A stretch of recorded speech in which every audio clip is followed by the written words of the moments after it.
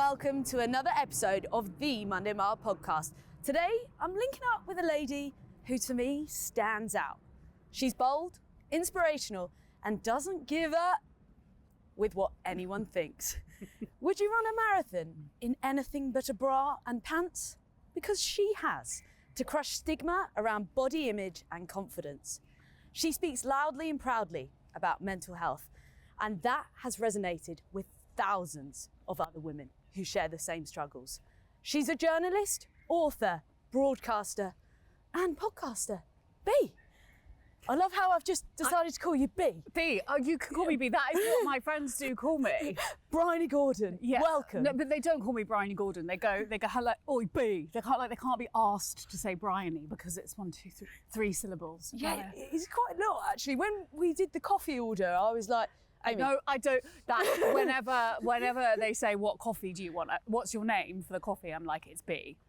Yeah, And they're like, and then they write like Bumblebee. but I feel like you suit B. You're like, I do, and I love a bee. Like my mum only buys me Bumblebee themed gifts. is that why you have Bumblebee No, shoes on this morning? I'm not. I can't help it. Now it's just auto. I'm on autopilot. I'd love it if bumblebees had pink stripes. Yeah, they're cool. I actually want to get those. They are very They're understated. very cool. How are you? I'm good. Yeah, it's nice to be here having a walk. I haven't done much exercise in the last week because just stuff has been going on. Life. Life and life terms. Do divulge. Well, no, just very tedious, boring stuff. And I realised, I was thinking about this because I'm usually quite good on keeping up my exercise because it's so good for my head. Yeah. Not because of the way it makes me look, but the way it makes me feel. That sometimes life gets in the way and my brain's instinct is to like beat me up. Oh, no. No, but you know what I mean? And go, Yeah. oh, you've been lazy this week. And then I kind of go, no, this is fine. It's just, How do you find that? Because I can definitely relate to that. Last week, I had a mental week and it's like job to job to job, juggling other elements of your life. And some days you do just wake up and you're like, I actually can't do it today. Yeah. I think that's fine. And I've got much better at like not beating myself up for that. I think also it's really important to stop, Aimee, because we are, I'm an addict, I'm an alcoholic, and I'm in recovery. So I don't drink anymore. I don't take drugs. I don't smoke. I try not to lose myself in food. But the one thing that I'm properly addicted to and I really need to kind of pull myself up on is like busyness and work and like validating myself through, I'm busy, I'm needed, and then I'm okay. And what happens when we stop? Like for a moment, Then it's quite hard because there is no one pulling you or a desire to be doing something. And we all go, oh God, I wish I had some time to myself. But actually, I think lots of us are quite frightened of time to ourselves. I will put my hand up now and say, I am. Yeah. I love to be busy. I love seeing people. And I also love exercising. Yeah. Because it gives a huge sense of purpose and fulfillment. Yeah, and also it does release those sort of chemicals that make you happy. I mean, I do think people often say to me, do you think you've replaced addiction to alcohol with like addiction to running things in your pants? And I'm like, they're just not the same because addiction to alcohol has like landed me in some pretty dark places, like crack dens and things. But running, the darkest place I found myself in is like that tunnel at mile 15 of the London Marathon, Oh yeah, that's pretty bad. That's dark, but it's, like there is light at the end of it. You can actually see the end after you've been in it for about a minute. And even if you walk through it, the good thing is, nobody can see that you're walking, so it really doesn't you want matter. to speed up. It is a bit like that scene in, was it 28 Days Later, when the zombies come running for you. So when you've been out on a casual jog around Battersea Park, you've not found yourself in a crack den afterwards? No. So, I don't think there are many crack dens around Battersea Park, but do you reckon? I'm sure there's a grotto somewhere. There will be something. There will be something. I did actually, no, I'm not going to go into that. I did once go for a run and bump into some people. Let's put it that way. Some people. Hey, people. Being amorous together. Like sort of doing dodgy things. I wouldn't call it dodgy. I just think it was something that probably you should do in the privacy of your own home. Ah, yes, just not out in public. In your bedroom, But but I don't want to like judge anyone's like sexual predilections. We're very open on this podcast. We're open to all, but we'll leave it there for today. So your addiction obviously has stemmed through a few different pillars. Yeah. Would you say addiction can be a positive thing?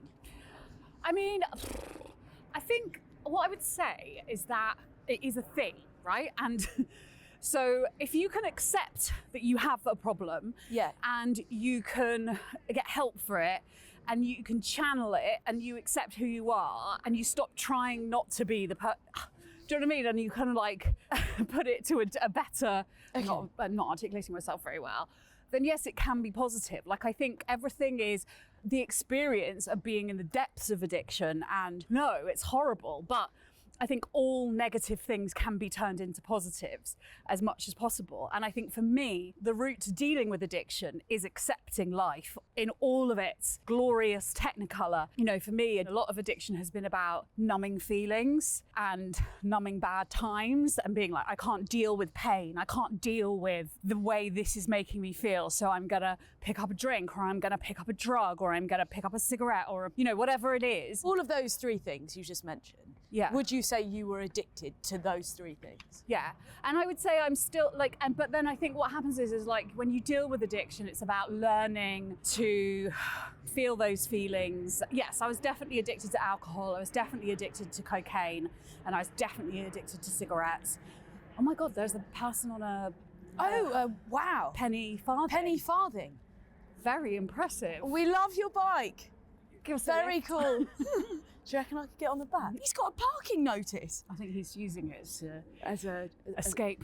a banterous. A banterous. A bit of a banterous. He looked a bit annoyed that we'd like noticed it. Yeah. Like and I'm like, if you're riding through central London on a penny farthing. I'm pretty sure you're not even allowed to ride bikes here anyway. Anyway. 3 pillars, addiction, Yeah. those 3 substances. You said numbing pain. Mm. When you're at that point, effectively, you've lost control. Is that Yeah. the correct word? Yeah, but also I don't think it's just numbing. It's not just pain that I was numbing. It was also like, it was any feeling whatsoever. I think even happiness could be, it was Numb. like too much. I think a lot of us grow up in this country in particular with that sense of like, don't feel like, I remember my, parents would be like, don't cry or don't be silly or whatever. Yeah. And we kind of learn not To put the emotions to the side. Yeah. And if you're lucky, you're given a sort of emotional toolkit to deal with life's shit times. Is there a point during your journey with addiction where, for those people that are listening, that maybe haven't recognised it or accepted their addiction to something, Yeah. that really stands out to you? Because obviously we all have addictive tendencies. Yeah. I'd say I've got quite an addictive personality. Like, if I like something, I'm all in. And I'm just lucky that for me, it hasn't been alcohol. It's been snowboarding. It was snowboarding. Exercise. And that led to a fantastic career. But I can imagine at the point where you recognise it, it must feel like you're just in a lost vortex. Well, I think for lots of people, that we know that one of the biggest symptoms of addiction is denying that you have a problem. It's denial. And I definitely think that, I remember when I had my daughter, when I was pregnant, it simply didn't occur to me that I would continue to drink once I had my child, in the way that I had before. And I remember 2 weeks after my daughter was born, as soon as I was physically well enough, I just desperately wanted to get pissed, to get drunk. And I remember going to the pub, and I think my mum came and looked after her. I remember being it was like such a horrible realization. I was like, oh my God, I've got everything I ever wanted, and everything I was told is perfect. So, husband, baby, flat, bugaboo, all of that. It's all ticked off. If there was an idyllic vision on life, Yeah. you're box ticking. Yeah, and none of it. And still, I can't stop drinking like this. And it was such a horrifying realization that I just kind of buried it. Can I ask what like this means? Because I struggle to connect to it because I haven't been there. Yeah.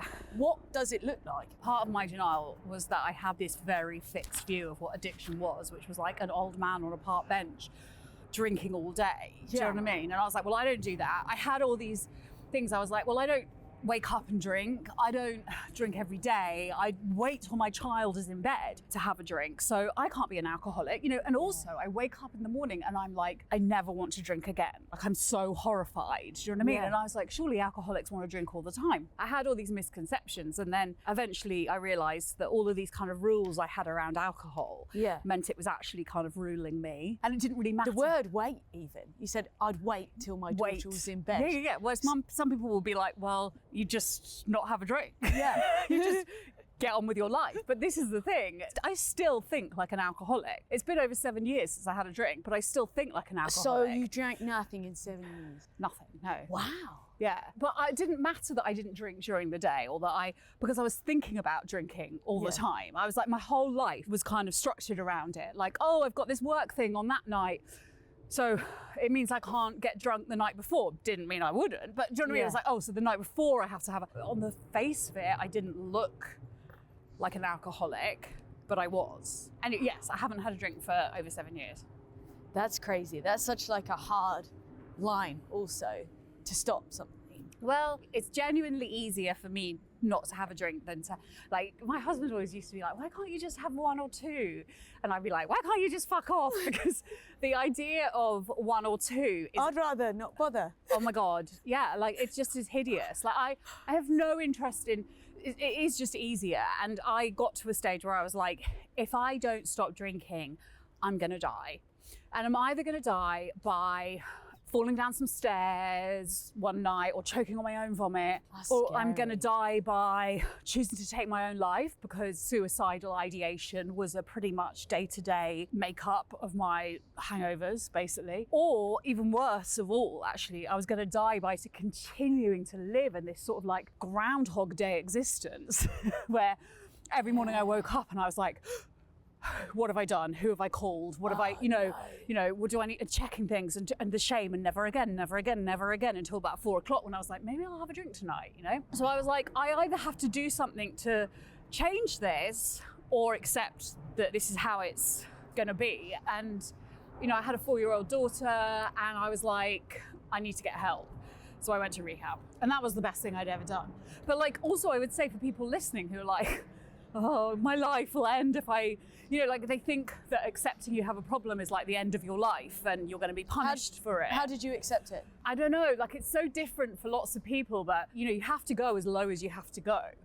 Wow. So it's visible that like you have no control over this, and it's different for everyone. And what I would say is that if someone's listening, when I got sober, Aimee, when I chose to make the decision, on the surface, my life, it was probably the most successful it had ever been. Like that year, I'd had a #1 Sunday Times bestseller. I'd run a marathon. I'd interviewed Prince Harry on my podcast. Your past. Oh no, that was the next year I did it in my past. People were like handing me awards, do you know what I mean? Left, right and centre. And I was like a mess. And so what I would say is, when I was like, I haven't lost everything. And I remember someone saying to me, well, do you need to wait until you've lost everything to get help? Because addiction is a lift going down, right? And you can choose to get off at any floor you want, but if you get back on it, you will go lower. And so I'd had a couple of attempts at getting sober, and every time I was like, if I pick up a drink, I know that whatever stops me from drinking the next time will be worse than the thing before. The things were starting to get quite bad, quite sordid, quite seedy. And I was like, I don't want to know what the next rock bottom is. It could be death. Isn't it wild how at that point you're at the highest point visually? Yeah. Also, the ability we have as humans to mask the pain we feel inside. Yeah. That's where we are bizarrely quite clever creatures, because more often than not, you hear those that are really struggling, you wouldn't have a clue.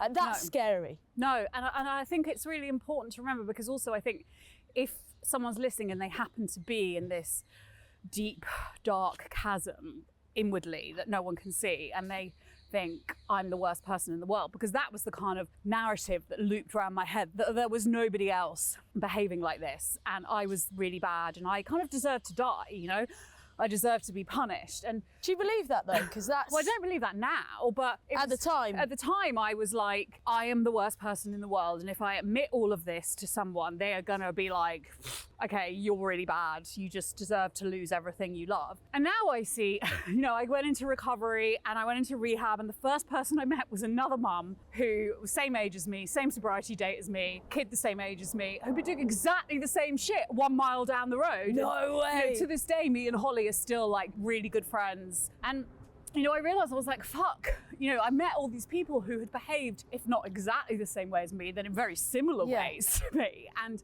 I was like, oh no, I'm not a bad person. I'm just an ill person who sometimes does bad things because of that illness. And that illness being the addiction. Alcoholism. Yeah. Yeah. And so it was by far the most kind of healing thing. I remember in rehab, one of the counselors saying to me, shame dies when you expose it to the light. And it does. You say this shit out loud and then it doesn't have as much power over you. And I think that's the case with all mental illnesses, whatever that might happen to be. All mental illnesses work by isolating you. They tell you you're a freak, and they tell you that you're alone, and they tell you that no one's going to understand what you're going through. And they tell you that, not just that you're alone, but that you need to be alone and isolate, because that's where they can thrive. It is so, so scary, that feeling of isolation. You use the word light. You're definitely thriving in the light right now. 7 years later. Talk to me about your, can we call it positive addiction with running, and some of the phenomenal things you've done, like running in your pants. First of all, how did you survive the chafe? The chafe, because after the New York Marathon last year, I wasn't doing it in my pants. I couldn't even walk down the stairs. Yeah. So that's just these are just rookie errors that are actually really easy to address. If you have something like Body Glide or Mega Babe, and you just rub it on and you're good to go.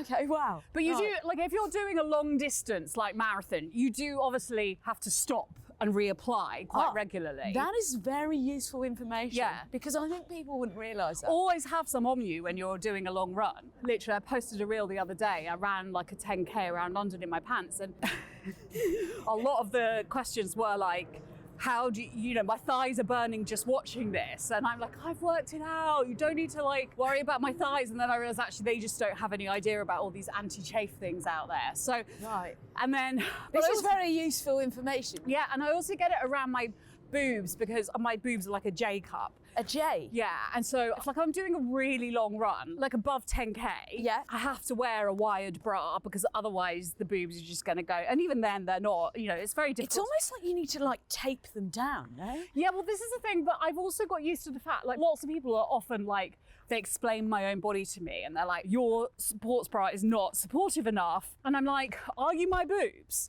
Because I know I have tried every sports bra, and they're like, this is why I do what I do, Amy, because we are so unused to seeing women's bodies in the wild that have not been edited or photoshopped or filtered in any way, that we don't actually know what women's bodies look like when they move. No. And if you have boobs that are over a D cup or a C cup or whatever, and they are real, by which I mean they're not cosmetically altered, if your body moves, your boobs move with them. It's and this literally blows people's minds, because they've never seen it. Since Pamela Anderson ran on a beach, they don't get it. And so I spend half my time kind of explaining to people, I don't need a more supportive sports bra. Thanks for your concern, but this is as supportive as it gets. And they move. They move, and I'm fine, and I'm used to it. My boobs have been large not since I was born, obviously that's clear, but since teenagedom. And so I do it on behalf of, obviously, of larger women who aren't represented, and we don't see as many, in the out sphere of the exercising. internet. Yeah, fitness sphere as well. Yeah. But also actually just for women generally, because we ourselves don't see these things. So when we see our own bodies move in that way, we think that we're somehow doing it wrong or shouldn't be out there visibly doing it. And that's why I do what I do. It isn't for attention or, as some people think or, love to message me to say. It's because I hate the idea of any woman or man sitting at home and thinking, I'd really like to run a 5K. I'd really like to do park run. I'd really like to do couch to 5K. One day I'd really like to do a half marathon or a marathon or whatever it is. It could be anything. It could be swimming. It could be tennis. It could be any old thing. You know, I hate the idea of them then, because of societal pressures or this kind of bullshit patriarchal sort of diktats that say you have to look a certain way or be a certain way to do something publicly, that they don't do it, you know? And like, no, everyone deserves to move their body, however their body looks. And I also have to explain to people that I'm not advocating for a certain way. I'm not saying being fat is good or being this size is good or it's better than any other size. I'm just saying that whatever size I am allowed to exist as I am. And my value as a human being does not alter if I lose weight or I gain weight or I'm, you know, if I'm a size 8 or I'm a size really 28. sorry. But do you know what I mean? And so like people still have, they can't understand what it's about, you know, like get people often, they're like, oh, you've lost a bit of weight. You know, does that mean you're rejecting body positivity? And I'm like, no, what it means is I got diagnosed with a fucking arrhythmia a year ago and I'm on some medication that means I can't, do you know what I mean? Like, that's all it means. It doesn't mean it doesn't mean anything. I'm not inherently a better person now because I've lost 1 stone than I was 6 months ago. Do you know what I mean? You know, and if I put that stone back on, that doesn't mean in the stone's time I'm going to be a less valuable person. And it's like, stop obsessing over women's bodies. And I get that it is a bit odd as a woman who runs around in her underwear to go, stop obsessing about women's bodies. Because it's like, well, you are sort of like jiggling it in our face, Bryony. But like what I mean is it's going like, we just have a right to exist however we want to. It's like Cher said, if I chopped my boobs off and had them put on my back, it would be none of your goddamn business. And she's right. Like the fight is always for women to have autonomy over their bodies without other people sticking their fucking noses in. You are so brave because you know what? Maybe I should get them taken off, surgically removed and put on my back. Maybe. There's less chance of them then hitting your face. That's true. I just think I wouldn't be used to the dynamics of it. Yeah, you may be a bit off balance. Yeah. Boobs on your back. That's definitely one I've not seen yet. There's always a first for something. There is. You heard it here. Yeah. Where did you get that innate confidence from to be able to stand for that and make the changes you have done? Because that's really something in itself. I don't know if I have confidence. I always say this, Aimee, like confidence is a bit of a trick. Like we're sold this as well as women, like get body confidence. And it's like, oh, thanks for that. I don't have confidence, but what I do have, like I have, you know, I think it's really important to say that, like I have the same thoughts about my body as everyone else, you know, does about theirs. So I don't have confidence, but what I do have is a desire not to spend any more energy than I need to hating on my body. Because it's just like, what's the fucking point? That's the key. And that's what people need to hear, no matter what shape or size you are. It's energy, mental energy consumed on the worry of, should I eat this? Should I eat that? Yeah. Should I wear this because I look bad in that? I just think, you know, like with everything has to pass the nourish or punish test, right? Does this thought, thing, whatever, nourish me or does it punish me? If it nourishes me, great, it can come into my brain. If it punishes me, just like, let's not waste too much time on it. Right now, here we are in London and we are fucking lucky to be up and moving and walking as we want around this mad Buddha. There are people right now who can't do that. They can't do that because they're unwell for whatever reason. They don't have that freedom and their bodies have given them something shit.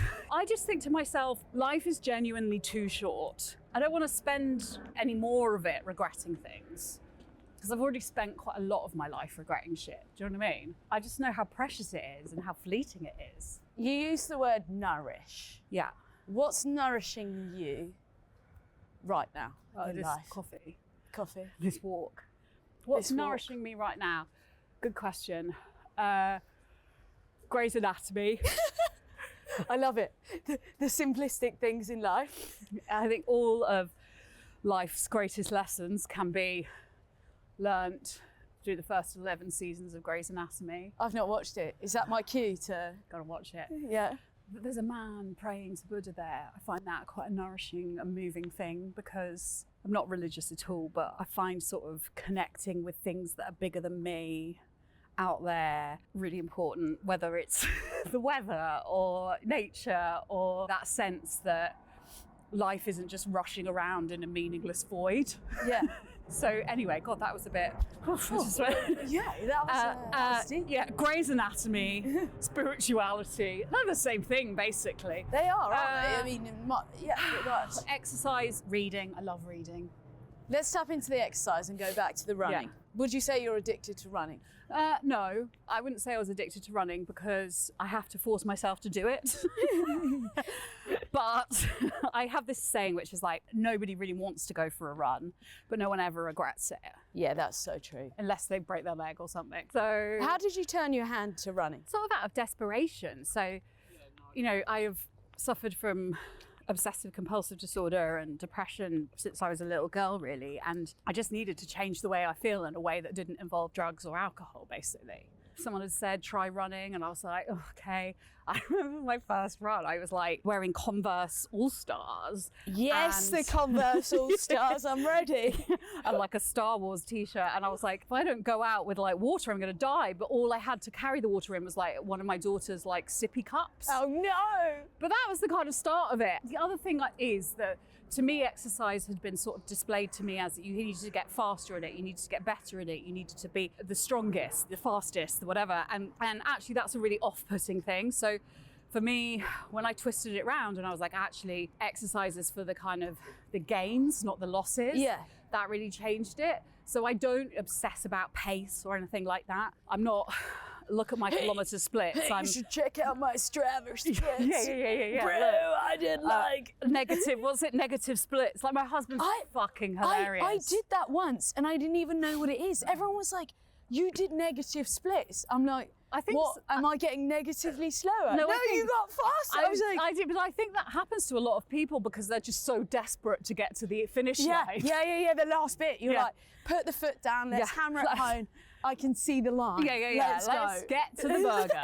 I don't obsess about that. I do it for like the time in my head and, you know, listening. I like to just listen to things. I like to listen. What sort of stuff are you vibing to on your little trots? I listen to a lot of like musicals. Do you? A lot of like Lin-Manuel Miranda. That's interesting. And I fantasize that I'm like, okay, so this is out there. Okay, I'm ready. Possibly the most embarrassing thing I've ever admitted, and I've admitted quite a lot of things. Okay, all right, boom, stand ground. I'm ready. So, in my fantasy when I'm running, I've got to musicals week of Strictly. No way, you've made it. What week is that? I don't know, it's like quite a good week to get to. Is it? Yeah. I reckon you should find out which week it is. I think it's like week 8 or something. Oh, yeah, it's like, you've gone past. Is that past Blackpool? Maybe it's just before Blackpool. I don't know. But it's musicals week, and Craig or someone's off because he's got COVID. So brilliant. Get rid. So the guest judge is Lin-Manuel Miranda. No way. Yeah. And I dance with like Johannes. It's got to be Johannes. Yeah. Only him? Any No, second option I mean Katja, anyone, like No, anyone. That's a bit rude. Johannes, I think in my fantasy Johannes or another woman? It's Johannes. Yeah. No, or I mean, I don't even know who's still in it because anyway, but so you weren't watching last week? I obviously watched the clips of Pete Wicks. Did you enjoy that? Doing George of the Jungle. I do. I thought that was awesome. I'm Team Wicks. Are you? Firmly. Anyway, in my fantasy, Pete Wicks does not figure yet, but maybe I need to put him in there. No, he's already knocked out the competition. You're still in it at this point, right? Yeah, it's just me, basically. And I danced to Burn from Hamilton. Okay.